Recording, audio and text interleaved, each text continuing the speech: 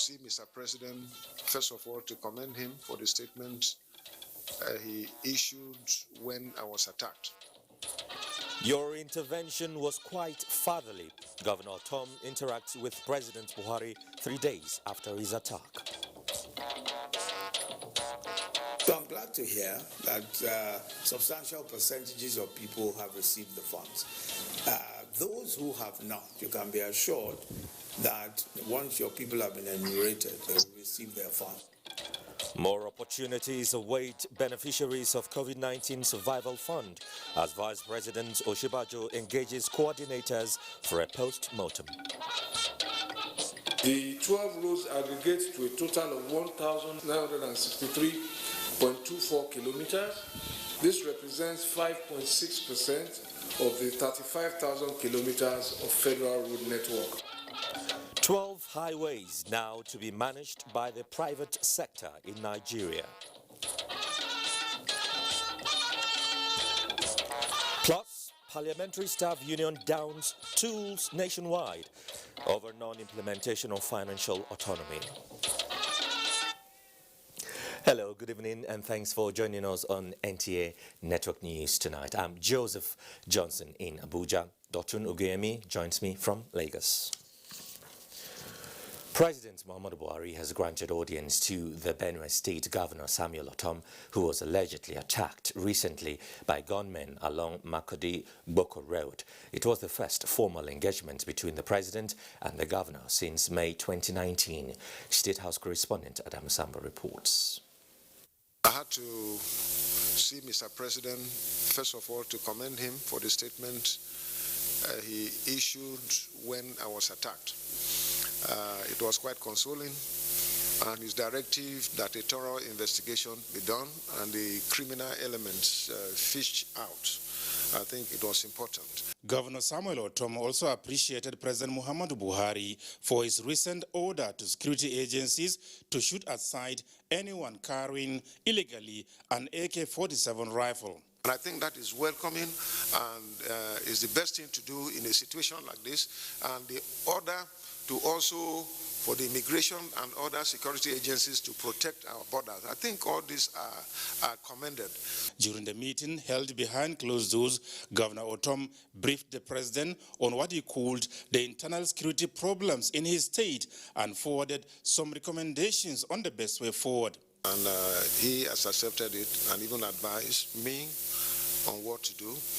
And the rest is for me to follow up with security agencies that I'm going to do. The security challenges in our country today is not about president. It's not about we governors. It's about every citizen of this country. So we must work together to surmount this. We cannot continue in this manner. The way things are going, if we don't secure the country, there is no way we can be talking about 2023. That is why I've always dismissed people who come to me to say that you will contest this, you will contest that. For me, I want us as leaders of this country, we have taken oath of office. Let us abide by those things we have said and work together as a team. Leave politics aside. Leave ethnicity aside. But secure the country, Nigeria. The governor, who dismissed insinuations in some quarters that the attack on him was stage-managed, used the opportunity to plead with Nigerians not to politicize the issue of security, saying if a governor is attacked, it is indeed an attack on all. President Muhammadu Buhari also had a special consultation with the Minister of Defense Bashir Salihi Magashi and the Chief of Defense Staff General Lucky Irabo. Details of their discussions held behind closed doors were not made public.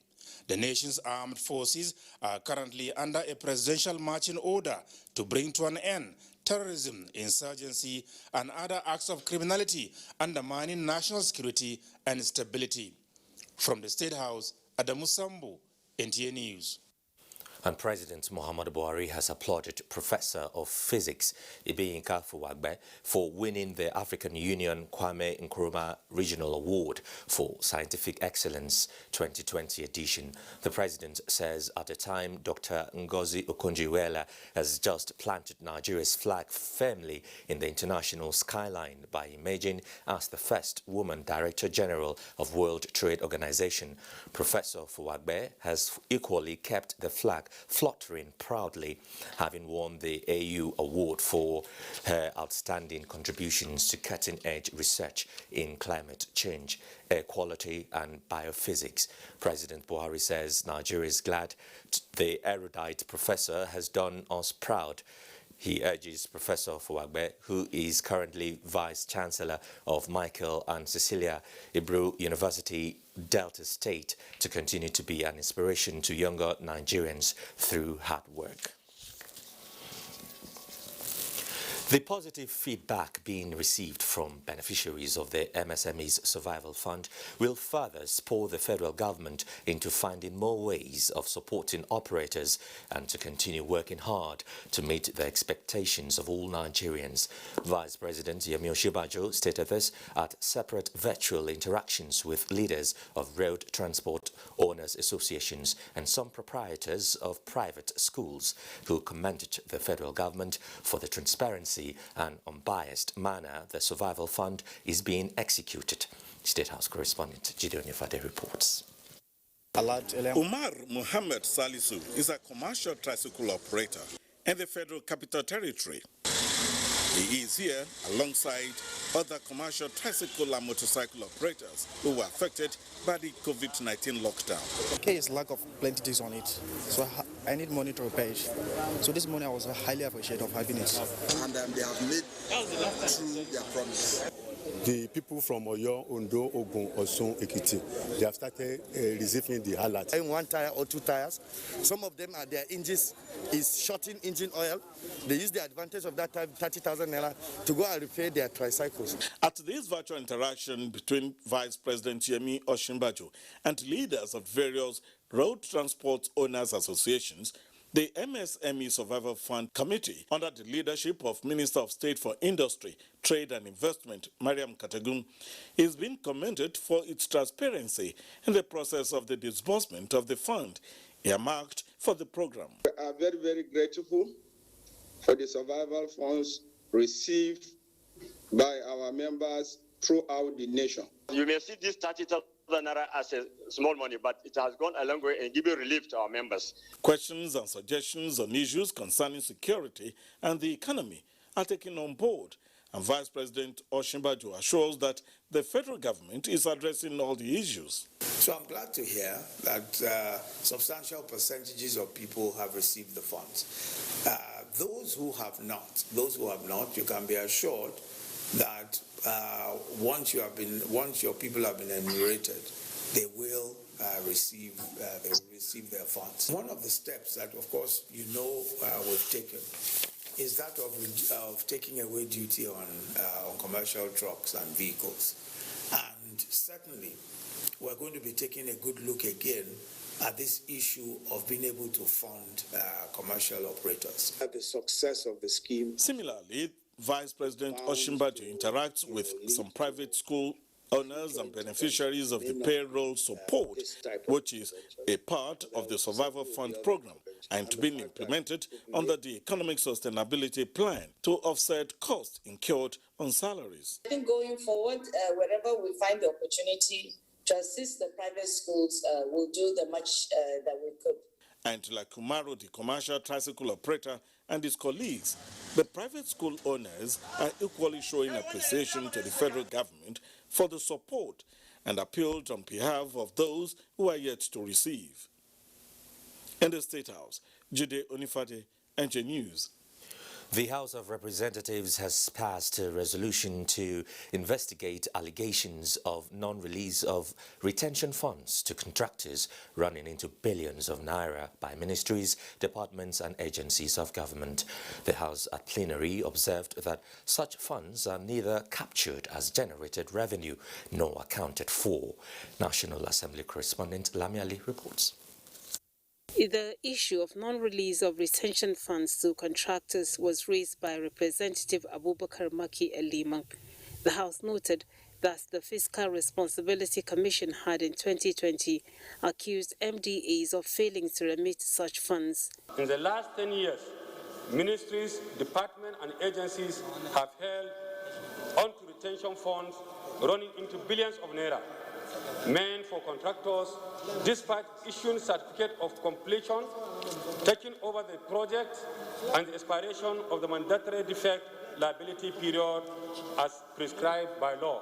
The lawmakers also adopted a resolution urging the federal government to sanction some oil companies for environmental pollution in the Niger Delta region, as moved by Representative Henry Wauba and 14 others. The attack on the governor of Benue State, Samuel Otom, by unidentified gunmen was a subject of debate during plenary, as the House commended the response of the president to the incident. I heard Mr. President the other time giving a directive that the armed forces should shoot at sight whoever that they found with AK-47. Commend the President and Commander-in-Chief of the Armed Forces, Muhammadu Buhari, for his prompt response and for immediately ordering an investigation into the attacks on the governor of Benue State. Other features at plenary include the second reading of a bill to establish Federal College of Education at Tudunwadin Ankade in Kano State, sponsored by House Leader Alhassan Adudugwa. A bill to repeal and reenact the Advertising Practitioners Act, sponsored by Representative Abdulrazak Namdas, and the bill to amend Tertiary Education Trust Fund, sponsored by the House Chief Whip Mohammed Tahir Manguno and 2 others. From the National Assembly, Lami Ali, NTA News. Nigeria is set to begin the management of more than 12,000 kilometers of its major highways through private funding. Minister of Works and Housing Babatunde Rajafashola disclosed this while introducing the Highway Development Management Initiative in Abuja. Abdullahi Mohammed reports. Nigeria has more than 200,000 kilometers of road networks, with the federal government responsible for more than 35,000 kilometers. Funding the maintenance and reconstruction of these roads have been difficult. That explains why the federal government selected 12 highways within the 6 geopolitical zones for private investors to manage. The 12 roads aggregate to a total of 1,963.24 kilometers. This represents 5.6% of the 35,000 kilometers of federal road network. The initial capital investments that we foresee is something in the order of 1.134 trillion, and the employment potentials are estimated to be 50,000 plus direct jobs and 200,000 plus indirect jobs. This is expected to translate into prompt reconstruction, maintenance, as well as stimulating businesses along the highways. With the takeoff of the Highway Development Management Initiative, observers are hopeful that the highways will supersede their lifespan, checking the menace of overloading, especially that which involves heavy-duty vehicles. In Abuja, Abdullahi Mohammed, NTA News. The Senate is considering a bill that seeks to establish the Nigerian Mineral Development Corporation. National Assembly correspondent Ignatius Nkwo reports that the bill, which seeks to accelerate investment in Nigeria's mining sector, has passed second reading. At commencement of plenary, President of the Senate Ahmed Lawan read presidential request for the confirmation of Salamatu Suleiman and 14 others as chairman and members of the National Human Rights Commission.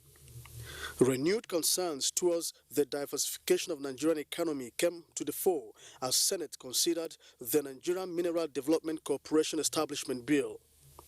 The bill, sponsored by Senator Umaru Tanko Al-Makura, seeks to properly harmonize the exploration of Nigeria's mineral resources, ensure efficient regulation of mining laws, and encourage partnership between states and private investors. The NMDC is proposed to be a state-owned enterprise with private sector participation and governance control as the vehicle for unbundling upstream and downstream commercial activity in the Nigerian solid mineral sector.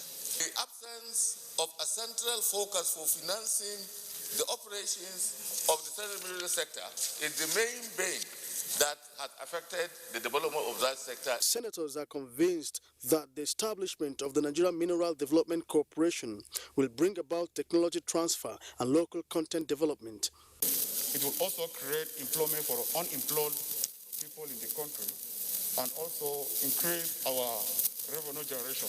Every local government in this country has one or two or even more mineral resources that have potential for development. It is imperative that the Nigerian economy is diversified, and the solid minerals definitely is one avenue through which we can earn the much needed foreign exchange.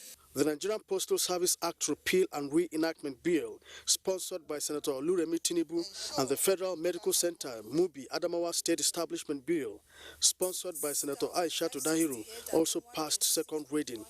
From the National Assembly, Ignatius Nkwo, NTA News. Time to take some messages. Do stay with us. You're still watching NTA Network News with me, Joseph Johnson.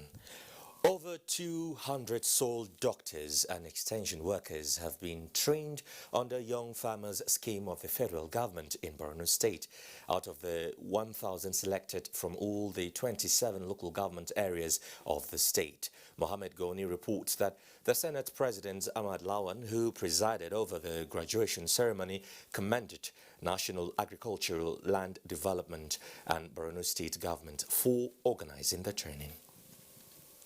The 2 weeks intensive training of 269 soil doctors and extension workers by NALDA in collaboration with the Borno State government was part of efforts of the federal government and authorities at subnational level to reinvigorate the agricultural sector for food sufficiency. Those nutrients our soil are lacking, we will make sure we improve on that. Senate President Ahmed Lawal was of the view that the choice of Borno for the pilot project in the northeast was a right step, considering the strategic role of the state in the agricultural sector. The ceremony is no doubt another milestone by the federal government in the efforts at increasing the skills of personnel in different sectors of our economy and society.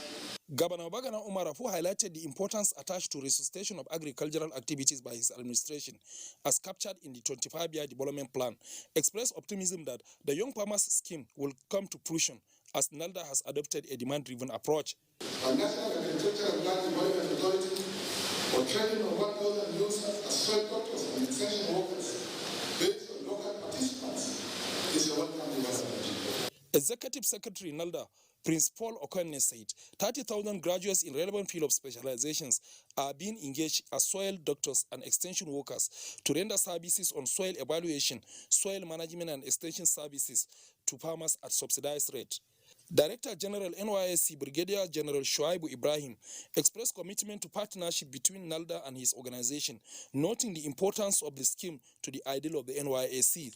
Borno State Commissioner for Animal Resources, Juniana Bitrus, said the state government has allocated land in 40 different locations across the state for NALDA's fish farming project, where 2,000 youths will be trained in addition to 40 fish processors. In Maiduguri, Mohammed Goni, NTA News. Now, barely 2 weeks after the Federal Executive Council approved over 6 billion naira for water reticulation project across all impacted communities in Ogoniland, Minister of Environment Mohammed Abubakar has flagged off the first phase of the project in 6 sites. Robinson Deratide has more. The provision of clean drinking water is an essential part of the United Nations Environment Programme UNEP report in the cleanup of Ogoniland, which observers believed should have come first in the remediation process. Federal government, through the Hydrocarbon Pollution Remediation Project (IPREP), had entered into partnership with the Rivers State Ministry of Water Resources to rehabilitate existing water facilities in the 4 Ogoni local government areas. The World Water Day with the theme Valuing Water coincided with the flag-off of the first phase of the project. We have chosen to join the world on this special day to flag off the water scheme. Following this 6 water project, also very soon we'll be rolling out additional 8 water projects for the people of Ogoni across the 4 local government areas. Stakeholders expressed the observations about the project. So we don't need to service our generators. We don't need anybody to buy diesel. We don't need anybody to go and vandalize it. If we solarize it, if we power it with solar, I think it will be more sustainable. Make sure that we put in our expertise to make sure that these projects we are embarking upon now are sustainable. When contracts in high prep will be awarded, the Ogoni people should be considered. Let us not see food on the table and we cannot eat. About 5,000 needs assessment forms were given out by the minister to train Rivers indigents on different skills. From Bori in Rivers State, Robinson Teratede, NTA News. The All Progressives Congress Caretaker and Extraordinary National Convention Committee has inaugurated a 61-member Contact and Strategy Committee. Chairman of the Caretaker Committee and Governor of Yobe State, Mai Balambuni, says he is committed to repositioning the party to enable it sustain electoral victory in the next 4 decades. Saliu Abdullahi Gwanara reports. The Contact and Strategy Committee is coming on board in the 9th month into the 1-year mandate given to the Governor Mai Malabuni-led Caretaker Committee. This, the chairman says, is to consolidate on the successes recorded so far and to play a pivotal role in the transition process towards successful congresses and national convention. But if you don't manage your crisis will manage you. Our vision is to provide a will that will drive the party to go beyond 7, 8, 9 terms of office. When we succeed in doing this, APC will definitely achieve more than what is expected to improve the lives of Nigerians and make Nigeria a great country. Governor Muhammad Abubakar Badaru of Jigawa State is the chairman of the 61-member committee. I note with commendation that many Nigerians have continued to join the party daily, and the ongoing registration exercise has further demonstrated the popularity of our great party in the country. Among the terms of reference for the committee is to increase the party's numerical strength by taking advantage of the ongoing membership revalidation and re-registration exercise. Meanwhile, the All Progressives Congress national leadership has petitioned 3 Supreme Court justices over the imbroglio surrounding the candidacy of the party in the 5th December 2020 Imo North senatorial by-election. The party, in the petition signed by its acting national chairman and governor of Yobe State, Mai Malabuni, claimed that information at the disposal of APC indicated that the 3 apex justices held a meeting with PDP leadership and allegedly perfected the means of giving the senatorial seat to the PDP candidate in the by-election.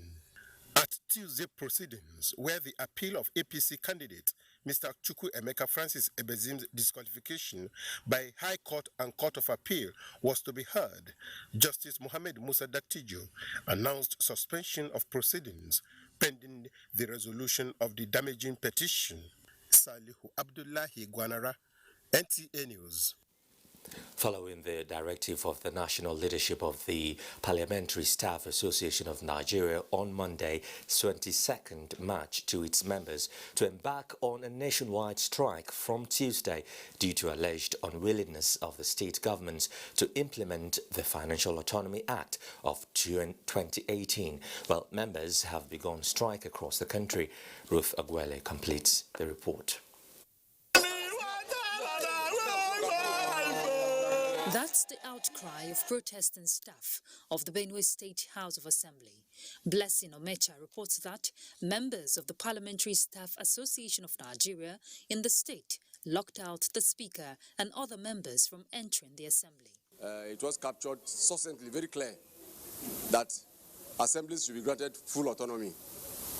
But unfortunately, up to this point, up to this moment, nothing has been done. Similarly, in Oshogbo, Temitokbe Odegbumi reports that members of the association shut the Ibadan Assembly complex as a way of driving home their plights. And until further directive is received from the national body, no work no coming to the office. Yobe State was also not left out, as members barricaded the entrance to the State Assembly for their demands to be met, as reported by Adam Yusuf Ali. Our members are ready to cooperate with us. From Ibadan, Ayomiku Ajibola tells us that members were adamant in their resolve, as they say they will continue to occupy the State Assembly until their voices are heard. Anything other than financial autonomy. Protesters in Jigawa State chanting their demands in solidarity for the same reason as their colleagues across the country. Danjuma Miyake reports that legislative activities was halted as a result of the strike. Members have been urged to remain calm as issues of concern will be resolved. In Abuja, Ruth Aguela, NTA News. Meanwhile, parliamentary works no doubt have been crippled at the state houses of assembly complexes across the country following strike by the Parliamentary Staff Association of Nigeria, PASAN. Timothy Yusuf in this report examines what this development portends to the legislative arm of government. Whatever measures that are within the contemplation of the Constitution are being taken by the federal government, we are all resolved to support those measures. Deputy Chairman of the Nigeria Governors Forum and Governor of Sokoto State, Aminu Waziri Tambuwal, pledging governors' support to financial autonomy at the legislative and judicial arms of government. Sequel to recent letters of ultimatum on the non-implementation of Financial Autonomy Act and Presidential Order 10/2020, the National Executive Council of Parliamentary Staff Association of Nigeria directed the union to embark upon an indefinite industrial strike action effective midnight of Monday, 22nd March 2021. Accordingly, all official activities, including committee meetings, have been suspended across all the state houses of assembly in the country. What really got us to this level now is that somewhere along the line we are aware that the Governors Forum is challenging the Order 10 issued by the President of the Federal Republic of Nigeria, which means denying the legislature the financial autonomy. And on our own part, the union, because the financial autonomy will not only strengthen the legislative arm of government, but it will give it its legitimacy. You understand? And apart from that, it will strengthen democracy. What does the strike portend for the legislative arm of government? Shaba Ibrahim is a political scientist, legal practitioner, and a parliamentarian. This would definitely paralyze legislative activities on the long run. Non-implementation of a law is in itself, permit the coinage, lawless.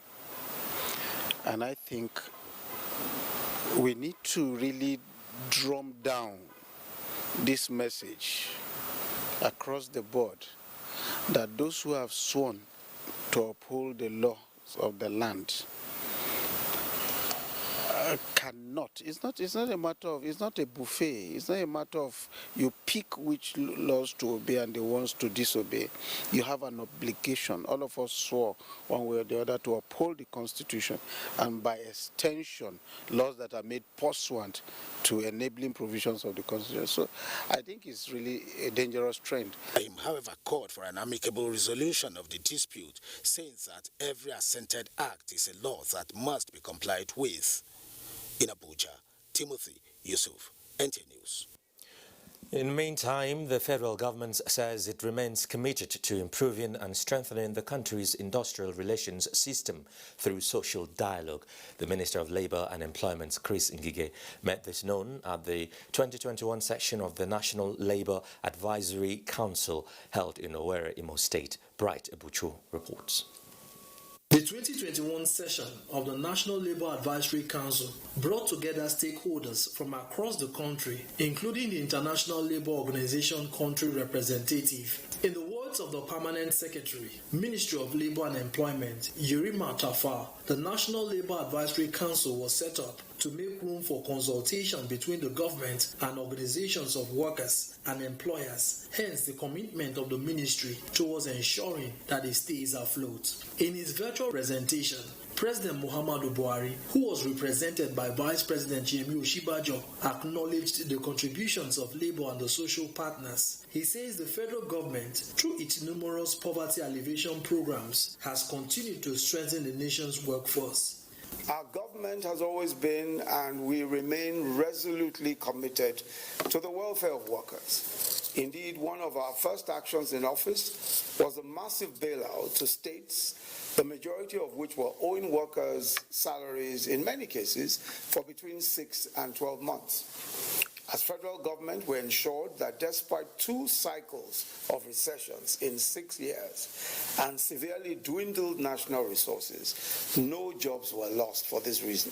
The Minister of Labour and Employment, Chris Ngige, who inaugurated the members of the council on behalf of President Muhammadu Buhari, says the government is committed to stemming the current negative effects of the global financial and economic crisis on employment.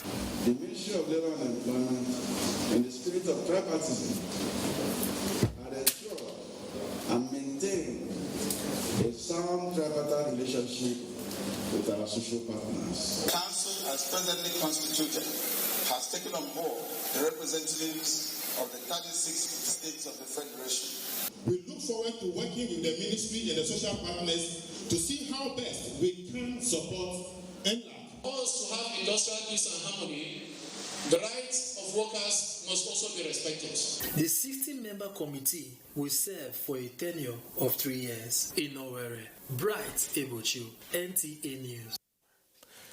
A new disinfectant Kill Rock's alcohol disinfecting wipes are judged to kill 99.9% of viruses, bacteria and fungi has been unveiled in Abuja. This is coming at a time when all hands are required on deck to deal with the effect of COVID-19 and stem the tide of the pandemic. Charles Alpha reports that the product manufactured by Scepter Mobile Nigeria Limited is also expected to raise the hygienic consciousness of the people. To hit the Nigerian market space is this brand new product, Kill Rock's alcohol disinfectant wipes, designed to disinfect non-porous surfaces and improve the quality of life and health given its dual functionality and utility value. The unveiling of the disinfectant by the Minister of Health of State, Olorunibe Mamora, underlines the level of research and contributions Scepter Mobile Nigeria Limited, the product manufacturer, and other indigenous companies are making in collaboration with the federal government in the quest to return life to normal following the COVID-19 pandemic. Non-pharmaceutical interventions, they are key things to do to keep safe. Scepter Mobile is contributing to our ability not only to fight corona, but to fight germ-causing diseases. Made with 50 grams of woven cloth, the disinfectant chairman, Scepter Mobile Nigeria Limited, Ben Ndiobi, and its chief executive officer, Nnamdi Nwokike, said it's designed to retain moist, assist in addressing not just the coronavirus, but hand-to-mouth infections, while also strengthening healthcare infrastructure in Nigeria. Kill wipes will kill 99.9% of germs and also highly effective. Right now, in terms of quality, we have the best quality of even the top 3. Ranked among 3 most potent disinfectants in recent time, manufacturers of Kill Rocks are convinced the modest and creative move will offer Nigerians the best and safer results in their bid to stay safe. In Abuja, Charles Alpha, NTA News. The Niger Delta Development Commission (NDDC) says it is committed to improving the lives of people living with disabilities in the Niger Delta. The interim administrator, NDDC Effiong Akwa, stated this when the association paid him a visit at the Commission's headquarters in Port Harcourt. Osinasi Abraham reports. The Association of People Living with Disabilities was established to promote the rights and welfare of Nigerians with disabilities. Here in the Niger Delta, the group says they have not been given the necessary support to enhance their livelihood. It is against this backdrop that they are at the NDDC headquarters office to seek the support of the interim administrator in addressing their challenges. Disadvantaged group of persons living with disabilities need adequate medical or routine checkup, but lack of funds endanger their health.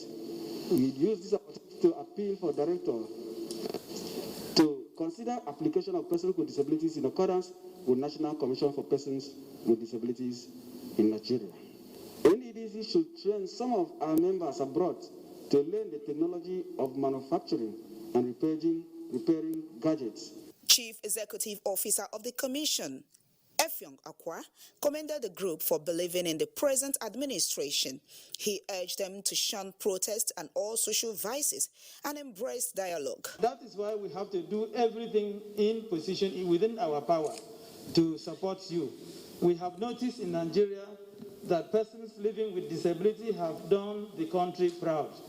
Most of you perform your civic responsibility like voting and others. You voted this government in power and you have supported this government. That is why I am here in return to say thank you for what you have done. They were taken round the new NDDC headquarters building, which has facilities for those with disabilities. In Port Harcourt, Osinachi Abraham, NTA News. This is NTA Network News. Let's get more reports now from my colleague, Dotun in Lagos. Hello, mate. Thank you, Joseph. The Nigerian Customs Service Tinkan Island Command has arrested 20 suspects on board vessel MV Spa Scorpio in connection with the seizure of cocaine weighing 43.110 kilograms. Consequently, the agency has handed the case file over to the National Drug Law Enforcement Agency for prosecution. Michael Olaleye has the details. This vessel, MV Spa Scorpio, was caught in the web of importing 40 blocks of compressed cocaine from Santos, Brazil on the 8th of February 2021. Although the contraband, vessel and 20 suspects have been arrested, but the interest of the Customs Enforcement Unit is how the vessel managed to transverse 11 ports of call, including Panama, Korea, and the USA without records of drugs on board. Normally, after all the documentation process, approval is granted for discharge of the cargoes. So in the course of discharge of those cargoes, those 2 bags of 40 packages of compressed cocaine was discovered. Although the Customs has concluded preliminary investigation, but it is the responsibility of the NDLEA to prosecute. The vessel came in from Santos, Brazil. Investigation has gone up to that side, to Brazil, and we are going on. And I know in the shortest time, everything will be completed. This briefing is to formally hand over to the NDLEA in line with the mandate of zero tolerance to drug and illicit substance abuse. We, from the sideline, monitor the progress of the matter so that we see that we assist you where we need to assist you, so that you can do your job properly. This major seizure exemplifies the strength inherent in interagency collaboration in the quest to end crimes and criminalities. In Lagos, Michael Olaleye, NTA News. Several unapproved jetties have been sailed off, while unlicensed and substandard barges have been impounded as part of efforts by federal regulatory agencies in the maritime sector to restore sanity along the Lagos water channels. This was carried out by the Joint Barge Enforcement Committee set up by the Nigerian Ports Authority, Nigerian Maritime Administration and Safety Agency, as well as the National Inland Waterways Authority. In an effort to decongest the Apapa Port corridor from perennial gridlock, barge operations have become an alternative for movement of cargo and have contributed to improved maritime economy. However, incidents of containers falling off barges is becoming worrisome. This clip was captured a few weeks ago around the Kirikiri axis. That, among other reasons, is why this team is out, armed and mandated to restore sanity. It is their first patrol enforcement, and already the unscrupulous activities of these barge operators make stronger conviction the need for such enforcement. We have come here and discovered that there is a barge here called Judith. This barge has no certificate. The master of the barge has no exemption certificate. The barge is doing operation within the Nigerian waterways in Lagos here. And the captain told us that the owner of this barge is in Warri. Kenneth is the captain of MV Judy Grace 3. His vessel has been impounded and his documents collected for verification. He, however, claims innocence of any infringement despite operating from an illegal jetty. So I don't know if any paper is not correct or any paper is fake. While this barge operator was being interrogated, the team came face to face with a prevailing concern over stacking of containers, a disaster waiting to happen, just like the damage done to this bridge spiller at Kirikiri, where barges are anchored illegally. Here now we are going to identify those jetties that have been properly licensed and approved to operate barge operation by NIWA. Anyone that is not found among this category will be completely shut down. The committee frowned at the use of substandard barges and the indiscriminate anchoring of barges, thereby congesting the port access routes with a promise to develop and ensure compliance to standard operating procedures. Since it will confirm it. And that's it from here. Let's now take a break. Network News continues shortly. Thanks for staying. The Monetary Policy Committee of the Central Bank of Nigeria votes to leave benchmark rate at 11.5% and retained all parameters at its 278th meeting in Abuja. Governor of the Central Bank, Godwin Emefiele, while reading out the communique of the meeting, said Nigeria has not changed foreign exchange policies as it still remains on a managed float in line with the mandate of the CBN. Leah Katumbabatunde completes the story. The Policy Committee went into its second meeting for the year with some worrying concerns that include inflation currently in its 18th monthly rise, security challenges in the food-producing areas of the country, and a high level of unemployment exacerbated by the COVID-19 pandemic. The committee further noted that the key drivers of the increase in core inflation included the hike in the price of premium motor spirit, PMS, popularly called petrol, upward adjustment in electricity tariffs, and the depreciation of our currency.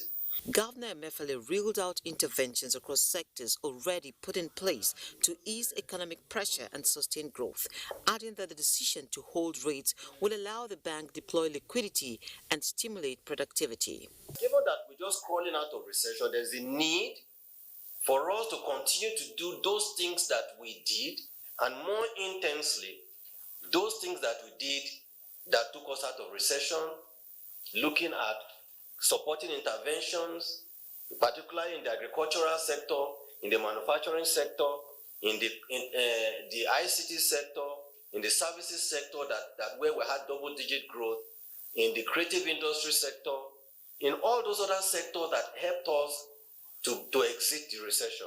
He further explained that the monetary authorities would continue to grant access to credit along with deposit money banks to bolster activities, partner with relevant agencies, as in the case with the Nigeria Communications Commission over USSD cost, to promote financial inclusion that currently hovers around 70%, as well as promote employment opportunities, especially for young persons, with the Bankers Committee already supporting with over 40 billion naira. In Abuja, Leah Katumbabatunde, NTA News. The Nigerian Television Authority, NTA, says it will partner with NISL Microfinance Bank and Legal Aid Council to promote socio-economic development in the country. The Director General of the NTA, Yakubu Ibn Mohammed, stated this while receiving management of both organizations in Abuja. Musa Abubakar reports. The Nigerian Television Authority, NTA, is hosting another group of visitors. This time around is the management of Nigeria Incentive-Based Risk-Sharing System for Agricultural Lending, NISL Microfinance Bank. The financial institution has been carrying out various government interventions and feels NTA's collaboration is needed to promote financial inclusion amongst the populace. So working with you is just a continuation of the exercise of our mandate. We have a mandate, to promote anything that is geared towards the growth and development of this country. Our commitment is to partner with NTA so that we can promote relationship, promote our products, and at the end of it, both NASA microfinance. The DGNTA also played host to the Legal Aid Council, who indicated the agency's readiness to provide free legal services to more indigent Nigerians. The intention then was actually to try and assist those poor and indigent Nigerians so that they could have legal practitioners as represented by the Legal Aid Council to prosecute their matters in court. Partnership is to explore avenues of mutual benefit. In Abuja, Musa Abubakar, NTA News. The federal government is to collaborate with Katsina State government to work out modalities aimed at assisting the victims of fire outbreak at Katsina Central Market. This came to the fore when the federal government delegation led by the Attorney General and Minister of Justice Abubakar Malami paid a sympathy visit to Katsina State. Awal Haliru reports. While at the scene of the incidents, the delegation led by the Attorney General and Minister of Justice Abubakar Malami to sympathize with the victims said President Muhammadu Buhari was deeply touched by the tragic news about the incident. He said the president has instructed concerned authorities to provide all possible assistance on urgent basis to bring respite to the victims. He has indeed instructed and directed that the Minister of Humanitarian Affairs should work with the state government and indeed the presidency and the government of the Federal Republic of Nigeria for the purpose of seeing what support, what palliatives can be provided and extended to the people, and indeed what measures need to be put in place to ensure that we do not have the reoccurrence of these unfortunate incidents. While expressing sympathy to the government and people of Katsina State on behalf of President Buhari, the delegation prayed against future occurrence of such infamy. The federal delegation had earlier paid a sympathy visit to Governor Aminu Bello Masari and the Emir of Katsina Abdulmumin Kabir Usman. We are setting up an administrative committee to find out the root causes, the level of devastation, those affected, and also to see how we can bring improvement into the market. The victims of the fire incidents are still counting their losses following raising down their shops. Awal Haliru, NTA News. And Minister of Humanitarian Affairs, Disaster Management and Social Development, Sadia Umar Farouk, has sympathized with victims of the Katsina and Zamfara states' market fire. The minister, who commended the state governors of the two states for their prompt visits to the scene of the disaster, assured the victims that the federal government and the state governments will ascertain the losses and provide assistance. She equally appreciated the efforts of the firefighters and security agencies that assisted to control the fire. President Muhammadu Buhari and Muhammadu Yusufu, President of Nigerian Republic, have agreed to strengthen sub-regional security as a way to push back against Boko Haram and Islam in West Africa. ISWAP's worrisome assertiveness in sub-Sahara and Sahel regions. President Buhari, who called on his counterpart on phone to sympathize with him and citizens of the neighboring country following recent killing of 137 people, strongly condemned the terrorist attacks, describing it as heinous. The president said our deepest and heartfelt condolences to the families of victims and people of Nigerian Republic. Nigeria stands with all neighbors in the fight against terrorism. The death of engineer Ihai Augustine Izuka aged 77, has been announced by his family. A statement by Mrs. Carol Nkemdi, Assistant Director News with Nigerian Television Authority, says the burial begins on Wednesday, the 24th of March, with an online tribute by 3 p.m. Requiem Mass to be held in Lagos by 9:30 in the morning at the Holy Cross Cathedral in Lagos on Friday, the 26th of March, while wake keep is scheduled for Wednesday, 15th of April in Nkwere, Imo State, as well as burial on Thursday, the 15th, at the same venue. Thanksgiving service is also to hold in Nkwere on Sunday. And that's NTA Network News for tonight. Thank you for watching. I'm Joseph Johnson. Don't forget to be a star with NTA as we wage war against rape and rapists. Good night.